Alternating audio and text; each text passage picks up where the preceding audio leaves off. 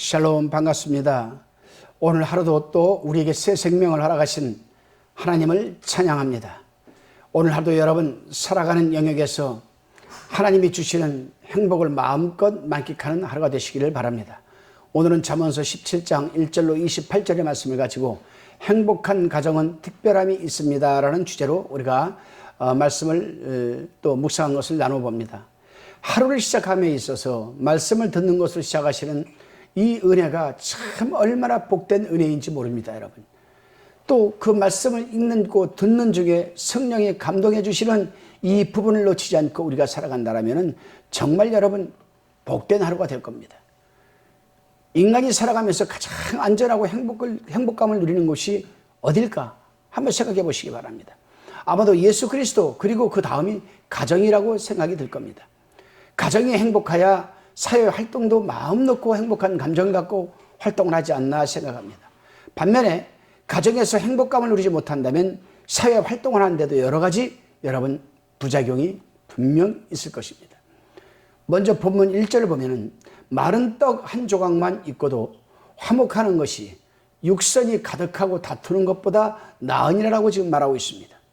마른 떡이란 수분이 증발하여서 오래된 먹기 힘든 딱딱한 질긴 그런 여러분 음식을 말하는 것 아니겠습니까? 떡을. 그것도 한 조각이 전부입니다. 그 상태와 양이 절대적으로 부족한 양식이죠. 이는 그 가정에 물질적 여유가 없다는 것을 상징적으로 지금 보여주는 겁니다. 그러나 그 가정에는 특별한 것이 있습니다. 그것은 바로 화목입니다, 여러분. 마른 떡 한 조각도 서로 양보하고 나누어 먹으며 웃음이 끊이지 않습니다. 그런데 반대로 제육이 집에 가득한 집이 있습니다. 여기서 말하는 제육이라는 단어는 제바흐라는 단어인데, 제바흐, 히브리어로 제바흐, 이 제바흐라는 단어는 제물이라는 의미를 가지고 있습니다. 제물, 곧 하나님께 드려진 제물이 집안에 가득하다는 것은 화목제물을 드리고 가족들과 여러 사람들을 초대해서 함께 식사하는 집안의 모습을 우리는 떠올려 볼 수가 있습니다. 그런데 그런 풍부한 고기를, 육선을 집에 두고도 기껏 한다는 게 다투는 겁니다. 그러니 그 음식이 맛이 있을 턱이 없습니다. 이 말씀은 우리 가정에 무엇이 필요한지를 분명 제시해주고 있습니다. 그렇습니다, 여러분. 많은 사람들이 집을 살기 위해 가정을 잃어버립니다. 가정이 중요합니까? 내 집 마련이 중요합니까? 당연히 그 가정입니다. 집은 가정이 머물기 위해서 필요한 공간에 불과한 것입니다. 그러나 많은 사람들은 내 집 마련을 하기 위해서 가정이 허물어지는 것도 모른 채 여러분 살아갑니다. 그러나 오늘 본문은 가정의 행복은 물질의 많고 적음이 아니라 서로의 관계 속에서 화목이 있느냐 없느냐, 곧 관계가 좋으냐 좋지 않느냐에 달려있다는 것을 우리를 알려주고 있는 겁니다. 다시 5절을 살펴보면 가난한 자를 조롱하는 자는 그를 지으신 주를 멸시하는 자요, 사람의 재앙을 기뻐하는 자는 형벌을 면치 못할 자니라 라고 말하고 있습니다. 세상 사람들은 사람의 소유를 가지고 그 사람의 가치까지 판단을 합니다. 상대적 평가죠. 물질이 많으면 존귀한 사람, 물질이 부족하면 막 대해도 되는 사람으로 생각합니다. 이런 행위는 우리 사회의 가불관계에도 분명히 연결되어 있습니다. 그러나 인간과 인간이 외모를 보고 물질을 보고 상대적 평가를 하지만 하나님께서는 우리 마음의 중심을 보시고 절대적 평가를 하시는 분이십니다.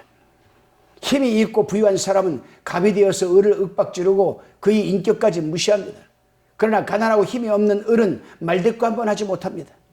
부패한 자본주의 사회에서는 돈이 곧 인간의 가치로 직결되는 것 아니겠습니까? 그러나 힘없고 가난한 자를 조롱하는 것은 곧 그를 창조하신 하나님을 멸시하는 것이라고 합니다. 하나님은 모든 사람을 소중하고 가치 있는 존재로 창조하셨습니다. 본문 5절에 보면 재앙을 기뻐한다라는 단어가 나옵니다. 여기서 기뻐한다라는 단어는 사메아흐라는 단어인데, 사메아흐, 웃고 즐기는 이라는 뜻을 가지고 있습니다. 누군가의 아픔을 강 건너 불구경하듯이 바라보고 그것을 즐기는 사람은 똑같이 자신의 고통을 당할 때 도움의 손길이 끊어질 수 있는 겁니다. 그러나 이유 없이 도움을 베푼 사람은 그 은혜를 기억하고 여러분 갚는 자들을 통해 위기를 벗어날 수가 있습니다. 다시금 9절을 봅니다. 허물을 덮어주는 자는 사랑을 구하는 자요 그것을 거듭 말하는 자는 친한 벗을 이간하는 자니라라고 하였습니다. 여기서 타인의 허물, 9절에 보게 되면 타인의 허물을 어떻게 다루어야 하는가에 대해서 알려줍니다. 타인의 허물에 두 가지 반응이 있는데 하나는 덮어주는 것이고 하나는 드러내는 것입니다. 이 두 반응에 따라 관계의 결과가 달라지겠죠. 타인의 허물을 감싸주고 용서하는 사람에게는 자꾸 주변의 사람들이 늘어갑니다. 그러나 타인의 잘못을 자꾸 드러내는 자는 주위 사람들이 남지 않고 다 떠나게 됩니다.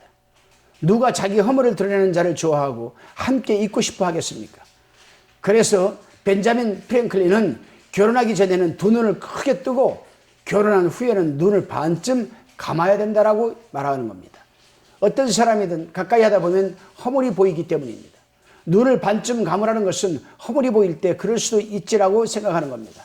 이해하려고 애쓰는 것이고 기다려주는 것 아니겠습니까? 예수님께서도 오래 기다리심으로 제자들을 얻으신 것처럼 우리도 주위에 많은 사람을 기다려주고 덮어주고 용서해 준다면 그 과정을 통해서 사람을 얻을 수가 있는 겁니다. 오늘 하루도 여러분께서 기다려주고 덮어주는 하루가 되시기를 바랍니다. 다시금 10절을 보면은 한마디로 총명한 자를 경계하는 것이 매 100개로 미련한 자를 때리는 것보다 더욱 깊이 박히느니라. 아멘입니다. 이 말씀은 어리석은 자는 들을 귀가 없다는 의미입니다. 어리석은 자는 타인의 경고나 가르침을 무시합니다. 이것은 자기중심성 또는 교만을 말하는 겁니다. 자기중심적이고 교만한 사람은 그 마음에 가득 차 있기 때문에 다른 사람들의 말을 담을 마음에 공간적 여유가 없습니다. 그러나 지혜로운 사람은 늘 다른 사람의 말을 집중하여 듣고 자신의 성숙과 성찰을 위한 재료로 삼습니다. 혹 그 말이 자신에게 해당되지 않는 충고라 하더라도 자신을 다시 점검하는 사람이 바로 지혜로운 사람입니다. 본문 12절을 살펴보면 본문 한번 읽어보겠습니다. 차라리 새끼 빼앗긴 암곰을 만날지언정 미련한 일을 행하는 미련한 자를 만나지 말 것이니라. 이렇게 말하고 있습니다. 새끼 빼앗긴 암곰을 만나는 것은 사망선고나 다름없죠. 이는 우리가 생각할 수 있는 최악의 경우를 의미합니다. 그럼에도 미련한 일을 행하는 이 미련한 자를 만나는 것보다는 낫겠다라고 얘기를 합니다. 이 표현은 내가 너랑 결혼할 바에는 차라리 혼자 살겠다는 표현과 비슷합니다. 진짜 혼자 살겠다는 것이 아니라 그만큼 싫다는 것을 우회적으로 표현한 말씀입니다. 그만큼 미련한 자와 동행하는 자는 큰 위험에 빠지게 될 것을 경고하는 말씀입니다. 어릴 적부터 여러분 부모들이 학기 초기가 되면은 입버릇처럼 하시는 말씀이 있습니다. 친구 잘 사귀어라 학교에 가서.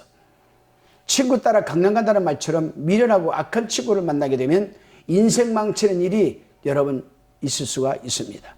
그러므로 우리는 사람을 만날 때 나를 악한 길로 꿰는 사람이든 도마뱀이 살기 위해 꼬리를 자르고 도망가듯이 그 악한 사람과 악한 일에서 어떤 희생이 따르더라도 떠나는 결단이 여러분 있어야 됩니다. 오늘 하루도 여러분에게 이러한 결단이 3위 터전에서 인간관계에서 주어지시기를 바랍니다. 기도드립니다. 하나님, 우리는 심겨진 곳에서 내 욕심과 뜻을 구하느라 가정이 망가지는 것도 방치하고 사람들과의 관계가 무너지는 것도 모른 채 살아갈 때가 많습니다. 때로는 어리석음과 악함으로 하나님의 분노가 쌓이는 것도 외면한 채 성공만을 위해 달려가는 인생으로 살 때도 많았습니다. 이 시간 우리의 어리석음을 용서해 주시고 하나님을 경외하는 지혜를 주사 하나님을 경외하는 가정, 하나님을 경외하는 대인관계, 또한 인간관계, 하나님을 경외하는 인생이 되게 하시고 이 새벽 우리의 기도 속에 우리 뜻만 관철하는 기도가 아니라 겸손히 우리의 기도를 들으시는 하나님 앞에 모든 것을 맡기는 천국 백성 지도자들이 되게 하옵소서. 예수님의 이름으로 기도드리옵나이다. 아멘.